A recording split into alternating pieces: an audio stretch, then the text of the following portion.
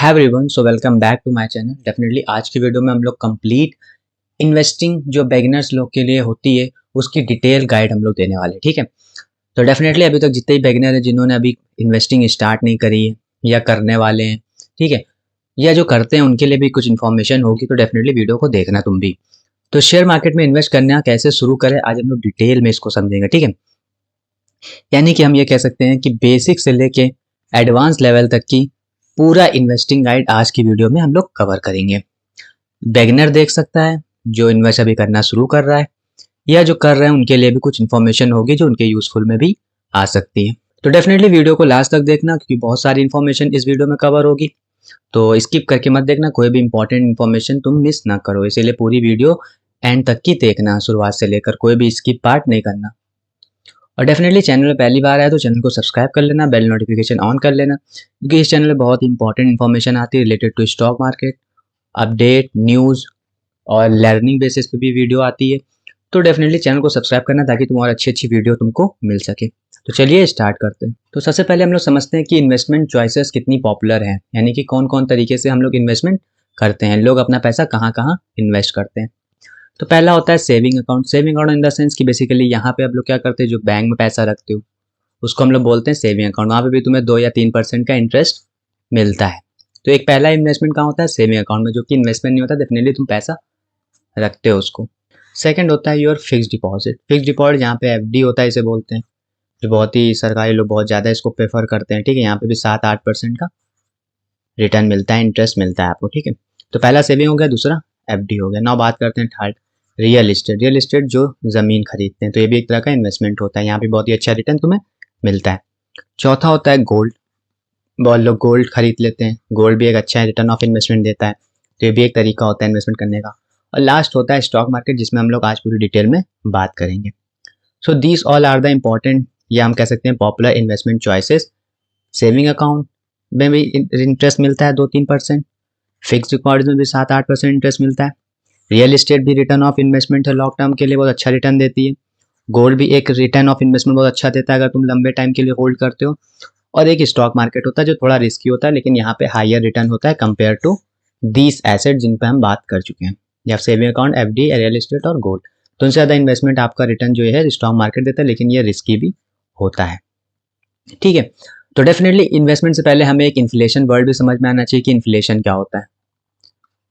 India का inflation on an average 5% होता है। इसका मतलब क्या है कि हर साल 5% से सामान महंगा हो रहा है, यानी कि जो सामान आज 100 रुपये का है, डेफिनेटली एक साल बाद वो 105 रुपये का होगा।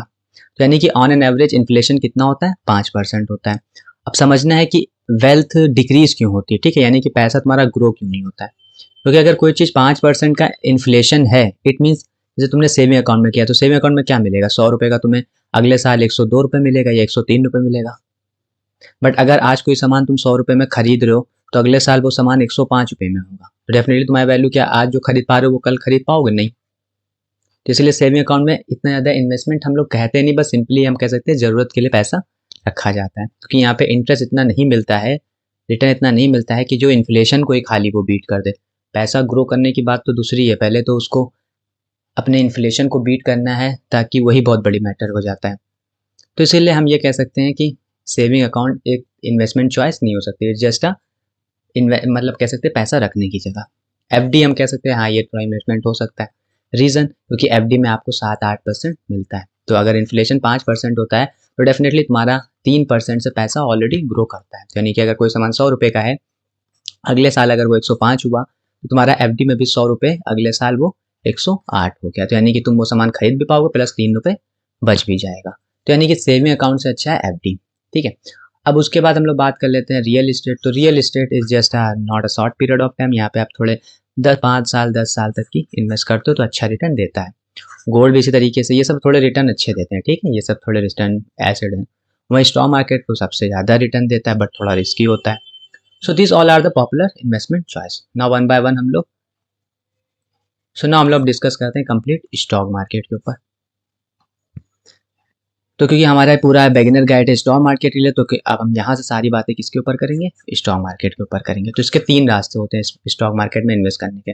पहला होता है सेल्फ इन द सेंस खुद रिसर्च करो, खुद अंडरस्टैंड करो, खुद फंडामेंटल पढ़ो, खुद टेक्निकल पढ़ो, ये सब पढ़ने के बाद खुद इन्वेस्ट करो, ठीक है। तो ये थोड़ा रिस्की भी होता है।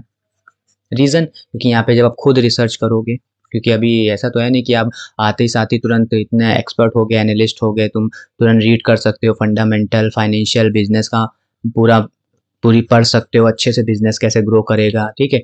तो फाइनेंशियल रिपोर्ट पढ़ सकते हो, तो इतना आसान नहीं है अभी इतनी जल्दी।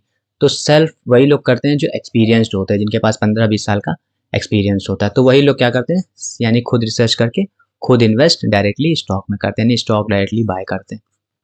दूसरा तरीका होता है कि भाई जिनके पास पैसा ज़्यादा होता है, तो अच्छा रिटर्न चाहिए के लिए, इसलिए वो लोग एडवाइस को हायर करते हैं, ठीक है। तो खुद तो इतने एक्सपर्ट होते हैं नहीं, तो क्या करते हैं, एडवाइज़र को हायर करते हैं, जिनके जो भी एनालिस्ट होते हैं उन सबको हायर करते हैं, ठीक है। अच्छे-अच्छे जो एक्सपर्ट होते हैं उनको हायर करते हैं, ठीक है। तो एक्सपर्ट फीस तो लेते हैं, देन डेफिनिटली तुम्हें एक अच्छा पोर्टफोलियो बिल्ड करके अच्छी-अच्छी इन्वेस्टमेंट दे देते हैं, ठीक है। यानी कि वो एडवाइज़र तुम्हें अच्छे से एडवाइस करते हैं। तो अगर तुम्हें नॉलेज नहीं है तो तुम एडवाइज़र हायर कर लोगे, बट उनकी फीस लगती है। और बिगिनर के लिए सबसे बढ़िया होता है कि उनको कोई टेंशन ना लेना पड़े, एक्सपर्ट लोग तुम्हारा पैसा भी इन्वेस्ट करें, तुम्हें कोई रिसर्च भी ना करना पड़े, और एक्सपीरियंस लोगों को पैसा दे दो, वो एक्सपीरियंस लोग तुम्हारे पैसे को अच्छे से मैनेज करके बेसिकली रिटर्न बना के दे। तो वो होता है म्यूचुअल फंड, ठीक है। यहाँ पे ईजी होता है, लो कॉस्ट होता है। सो दीज आर द 3 रास्ते जिनके थ्रू आप स्टॉक मार्केट में इन्वेस्ट कर सकते हो। पहला होता है सेल्फ, जो खुद रिसर्च करके इन्वेस्ट करते हैं, तो बिगिनर के लिए बिल्कुल नहीं होता है। एडवाइज़र, जो लोग ज़्यादा पैसे वाले होते हैं वो एडवाइज़र हायर कर लेते हैं, जो उनकी बेसिस पे इन्वेस्टमेंट अप्लाई करता है। म्यूचुअल फंड जो बेसिकली सिंपल सिंपल होता है, जो बिगिनर लोग सिंपली एसआईपी के थ्रू पैसा डालते हैं, और वो पैसा एक एक्सपर्ट बैठे होते हैं, एक्सपीरियंस बैठे होते हैं, फंड मैनेजर बैठे होते हैं, वो सब क्या करते हैं, तुम्हारे पैसे को डाइवर्सिफाई करके एक अच्छा risk, minimum risk free portfolio build कर देते हैं, जिससे तुम्हारा एक अच्छा रिटर्न ऑफ इन्वेस्टमेंट आ जाता है। So these all are the basic रास्ते जिनके थ्रू आप स्टॉक मार्केट में इन्वेस्ट कर सकते हो। अब पहली बात, अब देखो यहाँ पे आ गई इन्वेस्टिंग के 4 मेन तरीके। तो अभी तक हम लोग देखा कि किन किन तरीके से तुम इन्वेस्ट कर सकते हो, ठीक है। डायरेक्टली कूद सकते हो, एडवाइजर हायर कर सकते हो, या डेफिनेटली एसआईपी म्यूचुअल फंड के थ्रू कर सकते हो। अब इसमें भी जब इन्वेस्टिंग करते हो तो वहाँ पे भी 4 तरीके होते हैं। एक होता है इंट्राडे ट्रेडिंग करना, ठीक है। इंट्राडे ट्रेडिंग करने का मतलब क्या है कि सेम दिन में ही आप बाय और शेयर करते हो शेयर को, ये बहुत ही रिस्की होता है, हाईली रिस्की रिकमेंडेशन होता है। ये बहुत ही एक्सपीरियंस्ड जो ट्रेडर होते हैं वही परफॉर्म करते हैं इंट्राडे ट्रेडिंग। यानी इंट्राडे ट्रेडिंग में क्या होता है, दिन में ही शेयर खरीदना और बेचना होता है, यानी कि दिन में ही पोजीशन ओपन करोगे और at the end market close होने से पहले तुम उस पोजीशन को क्लोज भी कर दोगे, तो उसको बोलते हैं इंट्राडे, यानी same day buy selling perform होती है। दूसरा इन्वेस्टिंग का तरीका है म्यूचुअल फंड। यहाँ पे एक्सपर्ट के थ्रू इन्वेस्ट करते हो, यानी कि तुम्हारे पास जानते हो जब भी आप अकाउंट खोलोगे तो एक ब्रोकर हो, उसमें म्यूचुअल फंड्स होंगे, उसमें क्या करते हो आप पैसा दे देते हो, वहाँ पे फंड मैनेजर बैठा होता है। बेसिकली म्यूचुअल फंड की डिटेल वीडियो एक ऑलरेडी मेरे चैनल पड़ी हुई है, तो उसको देख लेना, तो पूरा म्यूचुअल फंड तुम्हें क्लियर हो जाएगा, ठीक है। मैं आई बटन में भी उसको या लिंक डिस्क्रिप्शन में भी दे दूंगा म्यूचुअल फंड से रिलेटेड, जहाँ तुम पूरी इन्फॉर्मेशन ले सकते हो। बस बेसिक यहाँ पे ये है कि म्यूचुअल फंड में क्या होता है कि तुम पैसा देते हो, तुम्हारा पैसा फंड मैनेजर जो बहुत ही एक्सपर्ट होता है वो डाइवर्सिफाई करके तुम्हारे पैसे को इन्वेस्ट करता है, ठीक है। तो वहाँ पे बहुत ही कम रिस्क होता है। तो दूसरा तरीका होता है कि तुम पैसे एक्सपर्ट को दे दो, वो एक्सपर्ट तुम्हारे बिहाफ पे पैसे को इन्वेस्ट करें, तो वो म्यूचुअल फंड के थ्रू हो सकता है। तीसरा इन्वेस्टिंग का तरीका होता है कि डायरेक्ट स्टॉक, ठीक है, यानी कि डायरेक्ट कंपनी के शेयर खरीदना। ये बेसिकली एक्सपीरियंस लोग करते हैं, ठीक है, जो थोड़े मार्केट में एक्सपीरियंस ला चुके हैं, जो थोड़े एक्सपर्ट हो चुके हैं, क्योंकि वही बेसिकली स्टॉक में डायरेक्टली बाय सेल कर सकते हैं, क्योंकि वही अगर उनको एक्सपीरियंस होगा तभी वो फाइनेंशियल पढ़ पाएंगे, ठीक है, फंडामेंटल पढ़ पाएंगे, और बेसिकली जिस कंपनी का है उस कंपनी के बिजनेस मॉडल को भी, उसके फ्यूचर ग्रोथ को भी स्टडी कर पाएंगे। तो जो एक्सपीरियंस होते हैं, एक्सपर्ट होते हैं, वही डायरेक्टली स्टॉक में बाय सेल करते हैं, यानी कि खुद ही कंपनी में डायरेक्टली स्टॉक को बाय करना, सेल, जैसे रिलायंस का है मैं डायरेक्टली बाय कर रहा हूँ इसके शेयर, तो वो डायरेक्टली आ जाता है। And the last one is your SIP, systematic investment plan होता है, जहाँ पे म्यूचुअल फंड में छोटी छोटी मंथली इंस्टॉलमेंट करते हो, लाइक 500 से एसआईपी कर दिया, यानी कि हर मंथ 500 रुपये जा रहे हैं, 1000 रुपये हर मंथ जा रहे हैं। तो जो छोटी छोटी इन्वेस्टमेंट बेसिकली म्यूचुअल फंड में आप एसआईपी के थ्रू करते हो, उसको हम लोग बोलते हैं एसआईपी, या हम छोटी छोटी इन्वेस्टमेंट हर मंथली हम देते रहते हैं म्यूचुअल फंड में, तो उसको हम लोग एसआईपी बोलते हैं, यानी कि systematic investment plan. So these all are the investing के तरीके, intraday same day buy selling, mutual fund पैसा एक्सपर्ट को दे रहे हो, एक्सपर्ट इन्वेस्ट कर रहे हैं तुम्हारे बेसिस पे, डायरेक्ट स्टॉक डिलीवरी यानी डायरेक्ट सेल बाय करना है स्टॉक को, वो बेसिकली एक्सपीरियंस लोग करते हैं, जिनको fundamental, financial, business growth, future growth business का समझ में आता है, वो लोग करते हैं। और लास्ट होता है कि मंथली बेसिस पे छोटा छोटा अमाउंट इन्वेस्ट करते हैं, और दैट इज कॉल्ड एसआईपी होती है। नाउ आगे बढ़ते हैं। इतना समझ में आ चुका है। अब वन बाय वन हम लोग थोड़ा मतलब इन ट्रेड जितने भी इन्वेस्टिंग तरीके हैं उनको थोड़ा रिस्क उनके थोड़ा डिटेल में पढ़ लेते हैं। तो सबसे पहले हम लोग पढ़ते हैं इंट्राडे ट्रेडिंग। ठीक है, बिगिनर के लिए बहुत ही रिस्की होता है। ठीक है, तो बिगिनर लोग तो कतई इसको मतलब करना ही नहीं चाहिए इंट्राडे ट्रेडिंग, मतलब सेम डे पे बाय सेल। क्यों? क्योंकि यहाँ पे सेम डे ट्रेडिंग होती है तो बहुत ही हाई रिस्क होता है लॉस होने का। भाई सेम डे है, अगर सेम डे में तुम इंट्राडे करना, यानी कि अगर तुमने यहाँ पोजीशन ओपन करी, यहाँ से बाय किया, तो अगर ऊपर गया तब तो ठीक है, नीचे गया तो डेफिनेटली तुम उसको होल्ड नहीं कर सकते, तुमको उसी दिन क्लोज करना है, तो इसको लॉस लेके निकलना ही पड़ेगा।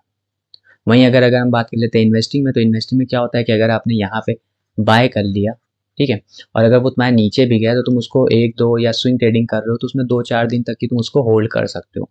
ठीक है, तो वहाँ पे लॉस लेने की नहीं होता है, वहाँ पे तुम बैठे रहते हो, तो तुम्हारे पास टाइम होता है कि तुम उसको होल्ड कर सको। बट इंट्राडे में ऐसा नहीं होता है। इंट्राडे में आपको अगर उसी दिन तुमने बाय किया तो अगर प्रॉफिट दिया तो दिया, अगर लॉस दे रहा है तो तुम्हें लॉस लेकर निकलना पड़ेगा। तो ये बहुत ही रिस्की होता है क्योंकि मैक्सिमम टाइम यहाँ पे लॉस ही हो रहा होता है। ऐसे भी कहते हैं कि 90% ट्रेडर, सेबी की रिपोर्ट है कि लॉस ही करते हैं। तो जो भी इंट्राडे ट्रेडिंग करते हैं वो बिगिनर के लिए बिल्कुल भी नहीं होती। यहाँ पे स्पेकुलेशन बहुत ज़्यादा होता है इंट्राडे में। स्पेकुलेशन की भैया तुम एक बेट लगा रहे हो, ठीक, क्या कर रहे हो, तो एक बेट लगा रहे हो, तो बेट इन द सेंस कि यहाँ से ऊपर जाएगा, अगर ऊपर नहीं आता नीचे जाता तो तुम लॉस देते हो। बेसिकली जो यहाँ पे जैसे तुमने यहाँ पे खरीदा तो कोई यहाँ पे बेचेगा। बेसिकली ये एक स्पेकुलेशन होता है, तुम ऊपर जाने की बेट लगा रहे हो, वो नीचे जाने का बेट लगा रहा है, तो जो जीतेगा उसका पैसा हो जाएगा। तो ये बहुत ही स्पेकुलेशन होता है, यहाँ पे ग्रोथ बहुत ही कम होती है इंट्राडे ट्रेडिंग में। तीसरा, बिगिनर के लिए तो बिल्कुल अवॉइड करना चाहिए, ठीक है, क्योंकि यहाँ पे इंट्राडे ट्रेडिंग तो बिगिनर्स के लिए बिल्कुल नहीं है, करना ही नहीं चाहिए, वरना सारा फंड जितना भी तुम्हारे पास है वो सब खत्म हो जाएगा, तुम्हें पता भी नहीं चलेगा। So that is all about कि इंट्राडे बहुत ही हाईली रिस्की होता है, सेम डे परफॉर्म करना होता है बाय, तो पोजीशन ओपन करके क्लोज करने की, और यहाँ पे ग्रोथ बहुत कम होती है, स्पेकुलेशन ज़्यादा होती है, इसीलिए लॉस का रिस्क भी बहुत ही हाई होता है। तो बिगिनर के लिए कतई भी इंट्राडे ट्रेडिंग नहीं होनी चाहिए, मतलब तुम्हें नहीं करनी चाहिए, एक्सपीरियंस लोग तो करते हैं। Easy and safer investment option क्या होता है, तो म्यूचुअल फंड सबसे बेस्ट तरीका है। तुम्हें ना कोई टेंशन लेनी, ना तुम्हें स्टॉक्स की रिसर्च करनी, ना उसके फंडामेंटल देखना है, फाइनेंशियल देखना है, कुछ नहीं देखना है, सिंपल एक्सपर्ट को पैसा दे देना है जो कि म्यूचुअल फंड में बैठे हुए हैं, जो उसको मैनेज कर रहे हैं, उनको पैसा दो, जो एक्सपर्ट के थ्रू मैनेज हो रहा है। सिंपली कम पैसे हैं तब भी कर सकते हो, 500 रुपये पर मंथ से भी स्टार्ट कर सकते हो। बिजी लोगों के लिए सबसे बेस्ट होता है, ठीक है, यानी कि जिनको अपने पैसे को ग्रो भी करना है, क्योंकि mutual fund on an average अगर तुम देखो 15 या 20 साल में वो CAGR तुम्हें 13 से 18% का दे ही देता है। ठीक है, तो इतना इंटरेस्ट कोई नहीं अच्छा सेट देता है। जैसे सेविंग में तो कोई बात ही नहीं है, FD भी तुम्हारा 7-8% से ही CAGR देता है। ठीक है, बट यहाँ पे तुम्हें एक अच्छा CAGR मिल जाता है, यानी कि अगर इन्फ्लेशन 5% है तब भी तुम्हारा ऑन एन एवरेज मान सकते हैं 10% से पैसा ग्रो ही हो रहा है। ठीक है, तो वेल्थ क्रिएट हो रही है, मतलब डिप्रिशिएट में नहीं जा रही तुम्हारे पैसा। तो इसीलिए सबसे बढ़िया होता है कि जो भी बिजी हैं उनके लिए सबसे SIP करो, कम इन्वेस्टमेंट से स्टार्ट भी कर सकते हो, और तुम्हें कोई ज़्यादा टेंशन भी लेनी नहीं होती है क्योंकि तुम्हारे पैसे को मैनेज कर रहे हो। तो डेफिनेटली म्यूचुअल फंड में अगर तुम्हें डिटेल वीडियो चाहिए तो वो मैंने ऑलरेडी बना रखा है, उसको तुम डिस्क्रिप्शन में जाके देख सकते हो अच्छे से। ठीक है, उस वीडियो को जहाँ पे हमने पूरा डिटेल में समझाया कि म्यूचुअल फंड कैसे काम करता है।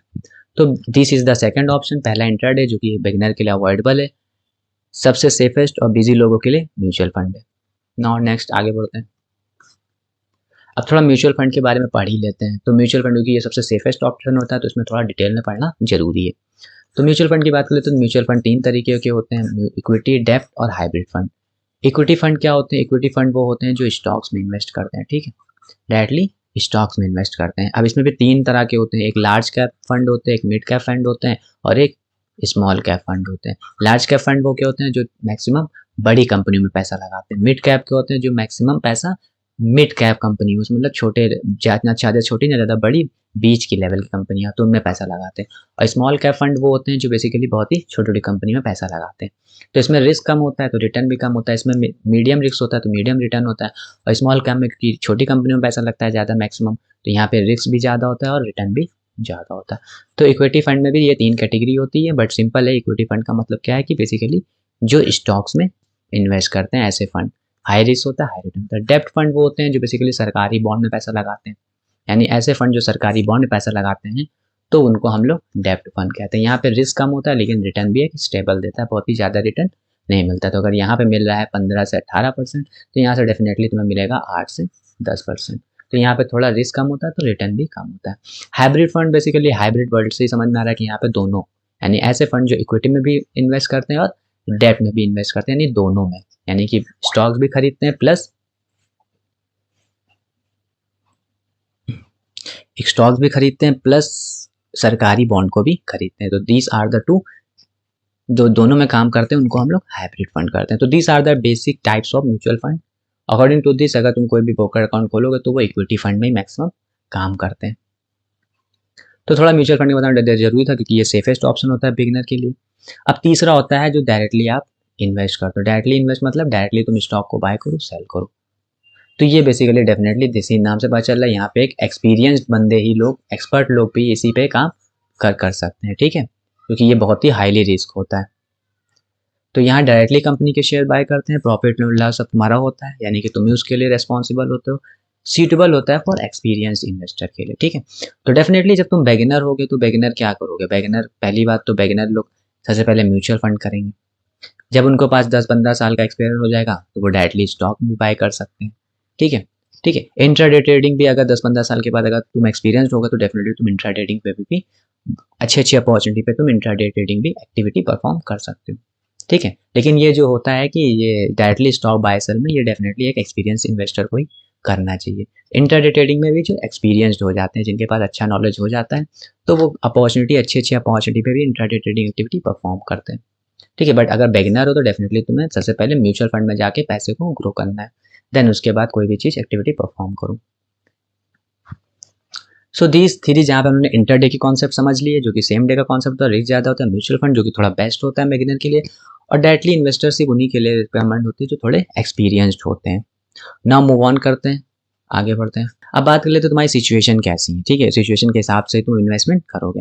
पैसा है, टाइम नहीं है, तो म्यूचुअल फंड है, ठीक है, यानी कि अच्छा पैसा है तुम्हारे पास बट टाइम नहीं है, तुम्हें मार्केट को देखना है, कंपनी को देखना है, कंपनी की रिसर्च करना, फंडामेंटल फाइनेंशियल सब करने का टाइम नहीं है, लेकिन पैसा है, तो डेफिनेटली तुम म्यूचुअल फंड में जाओ।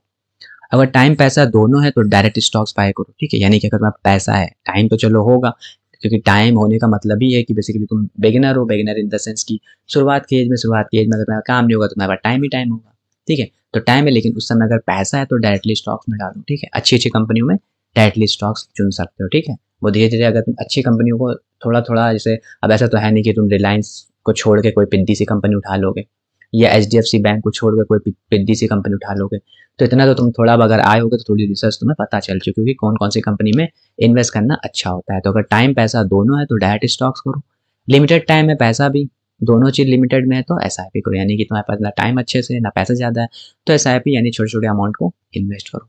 सो these all are the three option, अपनी सिचुएशन के हिसाब से तुम्हें इन्वेस्टमेंट है।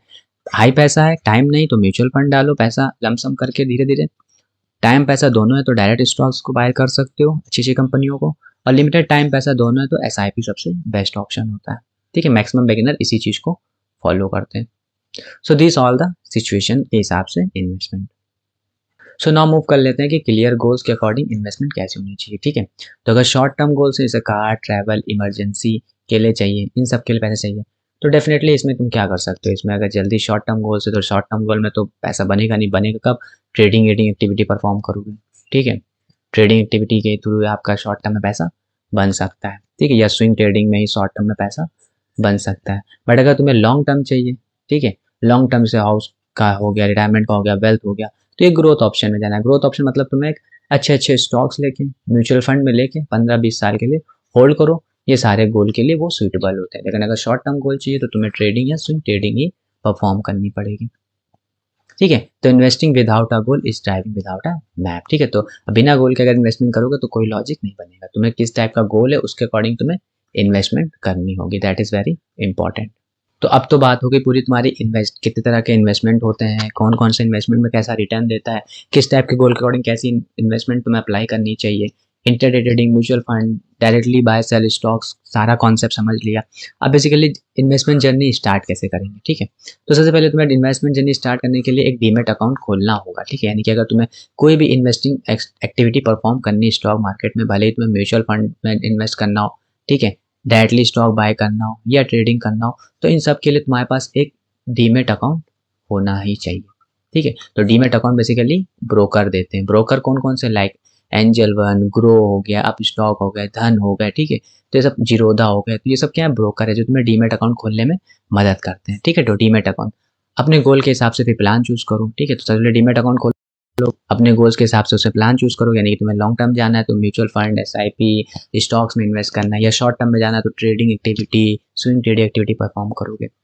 तो डीमेट अकाउंट खोल लिया, फिर गोल सेलेक्ट किया, उसके हिसाब से इन्वेस्टमेंट चॉइस लिया, उसके बाद बेसिकली पेशेंस और लर्निंग माइंडसेट से आगे बढ़ते चलो, ठीक है। सब्र रखो, क्योंकि अगर लॉन्ग टर्म के लिए जा रहे हो तो 1-2 साल में भले ही रिटर्न ना है, बट 15-20 साल में ऑन एन एवरेज 14 से 18% का सीजेआर से अमाउंट तुम्हारा इंक्रीज हो ही जाएगा, ठीक है। बस इंपॉर्टेंट है कि इन्वेस्टमेंट जर्नी स्टार्ट करने से पहले तुम्हें एक डीमेट अकाउंट ओपन ही करना होगा, ठीक है। तो उस तरीके के बाद फिर गोल के हिसाब से इन्वेस्टमेंट स्टार्ट करनी होगी ना। आगे बढ़ते हैं, अब डीमेट अकाउंट होता क्या, क्योंकि ये भी थोड़ा डिस्कस करने वाली बात है। तो शेयर को स्टोर करने के लिए अकाउंट होता है, जैसे आपका पैसा इन्वेस्ट स्टोर करने के लिए बैंक अकाउंट होता है। इस तरीके से आप जब कोई शेयर, मान लो रिलायंस का शेयर खरीदते हो, तो वो शेयर को कौन स्टोर करता है, वो शेयर को स्टोर करता है तुम्हारा डीमेट अकाउंट, यानी कि डीमेट अकाउंट में वो एक शेयर तुम्हारे आ जाता है। पहले क्या था, पहले ऑफलाइन में था, तो ऑफलाइन में तुम्हारे क्या होते थे, पेपर बनते थे, उन पेपर को तुम बेसिकली स्टॉक खरीदते थे तो वो पेपर के फॉर्म में मिलते थे तुम्हें, फिर वो पेपर को तुम बैंक में जमा करते थे, यानी कि तुम्हारा स्टोर बना के बैंक में रख देते थे, बट वो पेपर के फॉर्म में होता था। बट अब ऑनलाइन पूरा सिस्टम आ चुका है, तो अब तुम्हारा बेसिकली डिजिटली वो स्टोर होते हैं, ठीक है। यानी कि जब भी तुम कोई शेयर खरीदते हो तो वो शेयर तुम्हारा डिजिटली स्टोर हो जाता है तुम्हारे डीमेट अकाउंट में, ठीक है। वही सिंपल है कि बैंक अकाउंट जैसा ही होता है, स्टॉक के लिए होता है, लेकिन ये डीमेट अकाउंट, ये सब सारे जितने भी हैं, grow up, stock, angel one, ये जैसे ट्रस्टेड ऐप्स, इस वक्त पे काम कर सकते हो, तुम डीमेट अकाउंट खोल सकते हो। तो ओवरऑल समझ लिया कि इन्वेस्टमेंट पूरा, फिर उसके बाद कैसे काम करना है, एंट्री क्या है। तो डीमेट अकाउंट क्या होता है, सिंपली स्टोर, स्टॉक्स को स्टोर करने की जगह होती है, ठीक है, जहां तुम्हारा डिजिटली स्टोर बना है स्टॉक्स को स्टोर करने का। मूव ऑन करते हैं। अब देखो कुछ बिगिनर्स की गलतियां हैं, तो अब धीरे धीरे हम लोग लास्ट टाइप पे चल रहे हैं ना, तो क्या क्या नहीं करना है, ये बिगिनर लोग जो बहुत सारी गलतियां करते हैं, लाइक ब्लाइंडली फॉलो कर लेते हैं, भाई सोशल मीडिया है, ठीक है, यूट्यूब है, तो यहाँ पे लोग ब्लाइंडली फॉलो कर लेते हैं कि वो पैसा बना रहा है, वो पैसा बना रहा है तो हम भी बनाते हैं, बट ये सब तय तरीका नहीं है, तो ब्लाइंडली फॉलो नहीं करना है तुम्हें।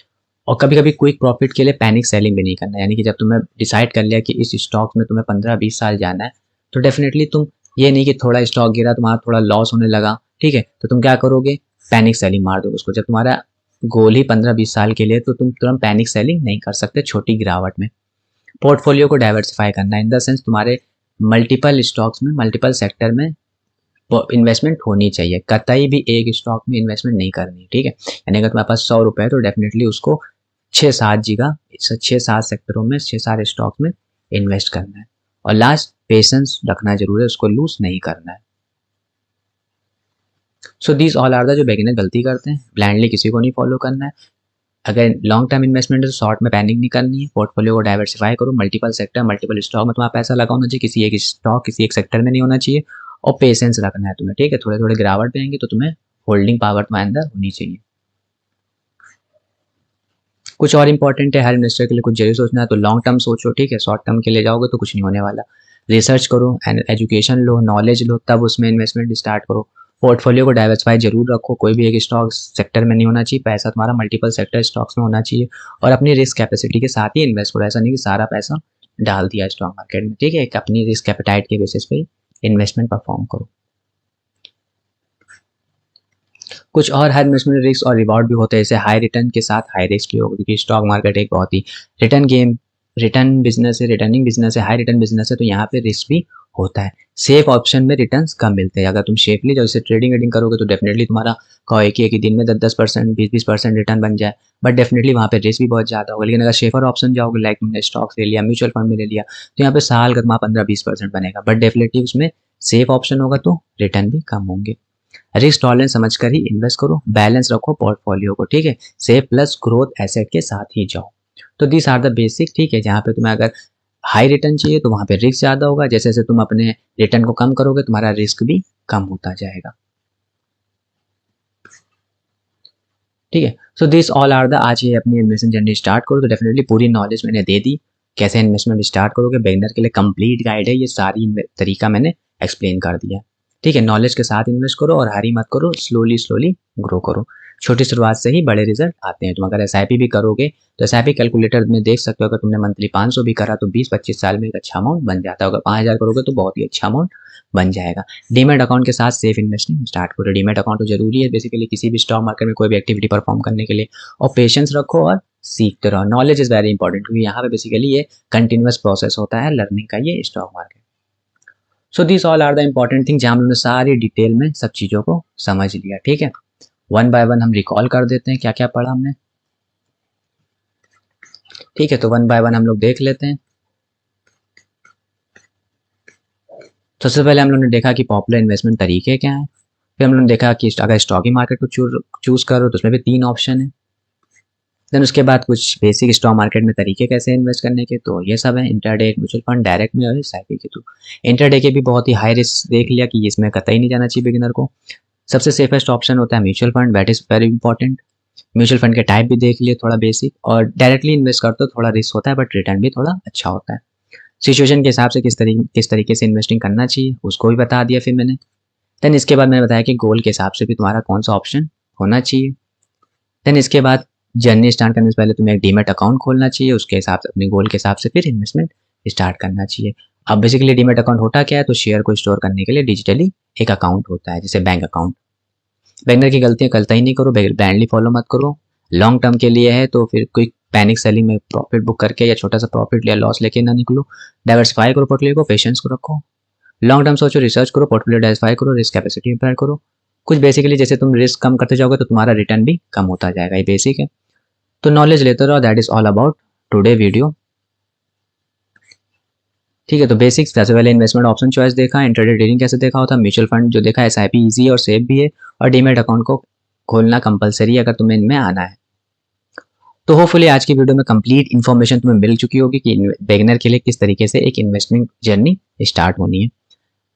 तो डेफिनेटली इन्वेस्टिंग करना स्टॉक मार्केट में कैसा है, डेफिनेटली कमेंट बताना, अगर लिखना कि कैसा है, क्या तुमने कभी किया है पहले या नहीं किया, तो उसके ऊपर भी बात करेंगे। कमेंट में डेफिनेटली लिख देना ताकि दूसरे लोग भी उससे सीख सकें।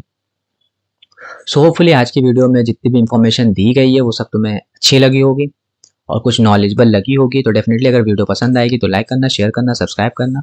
और चैनल को सब्सक्राइब करने का रीज़न होना चाहिए क्योंकि हम यहाँ पे बहुत अच्छी अच्छी वीडियो बनाते हैं related to stock market news, updates, और भी हम ये कह सकते हैं कि नॉलेज रिलेटेड तो वीडियो बनती है जैसे आज की बनी है। तो होपफुली आज की वीडियो में कंप्लीट इन्फॉर्मेशन अच्छी लगी होगी। तो लाइक शेयर सब्सक्राइब करना, मिलते हैं नेक्स्ट वीडियो में। Till then bye.